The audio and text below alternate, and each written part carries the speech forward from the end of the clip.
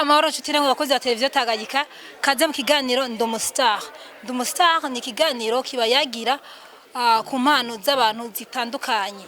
Uyu munsi tubafitiye umustar yitwa Lies Wanda. Umustar yashoboye guhiganwa amahiganwa menshi, no muri rino higanwa akaba yashoboye kuritsindira.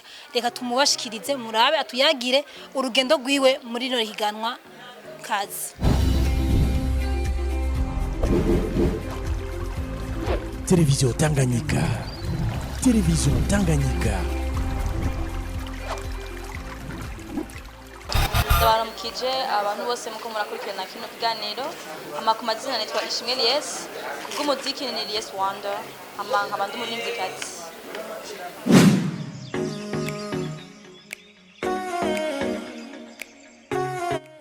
Ndanezero cyane gose kubera ko no kuno munsi nkuko mwabibonye menshi cyamaza kubibona, niho umunsi bashoye kumpa agashimwe natahukanye muri competition yari yabaye, aho nashoye gufata ikibanzo ca mbere muri partie y'abarinzi.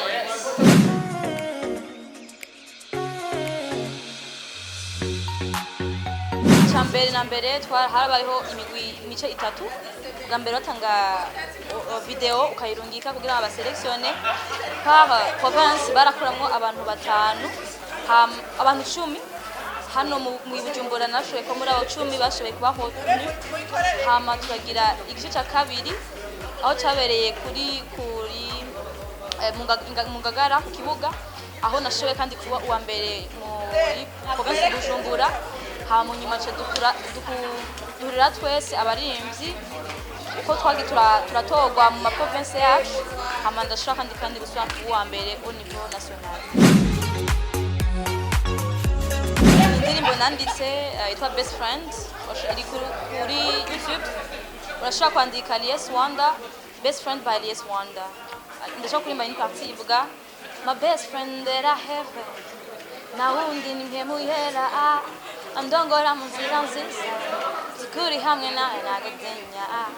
My best friend that I have, na wundi ni mpemu yera andongora mu nzira nziza, zikuri hamwe nawe nagatinya. Uwa mungomesa ugatuma nsinda niwumurikira, gungere mwiza niwigera urambirwa niwe umvugira, umugwaneza tangaje Mhemuyera, my best friend, Mhemuyera.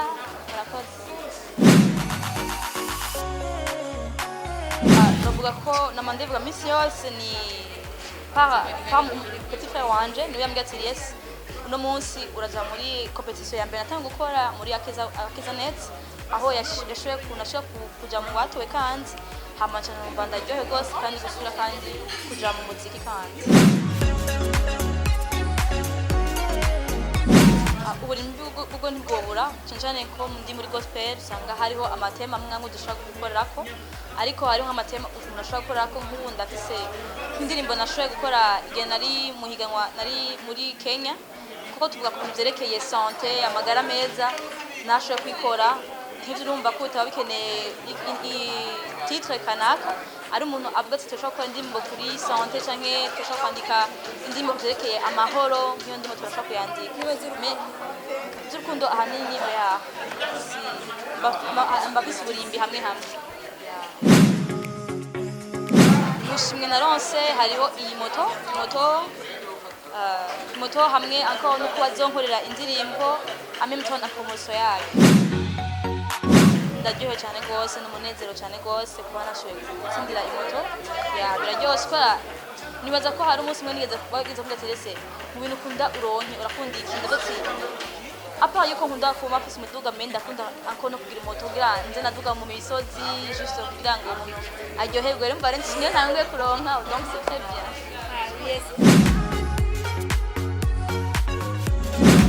Ahanini ni gukora indirimbo ziwanje, nivyo nje kinshaka cyane gose kandi nje shiramo ingufu nyinshi. Kandi nkuko mwavyumvise hari banyemereye kunkorera indirimbo imwe, mais encore no mu bushimwe naronse nasonga ko hari n'undi ashobora kumushyigikira ngo nkora indi ndirimbo. Kandi nsanzwe mfise indirimbo zanditswe muri kano kanya zanditswe, mais encore ndashobora gukora n'izindi ndirimbo. ndashimira kandi n'abamenyesha amakuru namwe kubera ko nimwe mutuma bino bikorwa byacu bija kure abantu benshi bakabibona bigakundwa no kuri zino ntambwe tugeze ko tukazishikako encore ndashimiye abantu muri rusange kuri benshi muri bo nibo badushigikira bakatubwira ati murarimba neza indimo zanyu zizaduhezagira ukumva nawe ko ibintu kurakora by'ukuri si ibintu by'impagusa hariho ikintu biko biraterera mu buzima bw'abandi bantu ndabashimiye kandi bakunzi ba Bino TV bandanye mu gukurikirana bino biganiro encore cyane mushigikira hano hajya na hano swati abaririmbyi canke mu bindi bice yose kugira ngo jeunesse yacu hano mu gihugu cy'u Burundi tubandanye gutera imbere cyane tumenyesha igihugu cyacu no mu yandi makungu murakoze.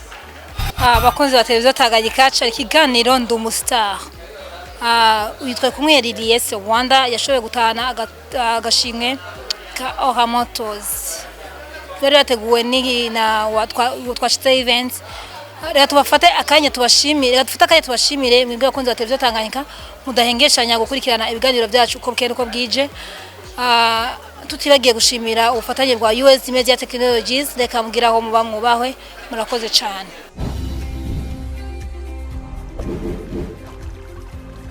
Télévision Tanganyika.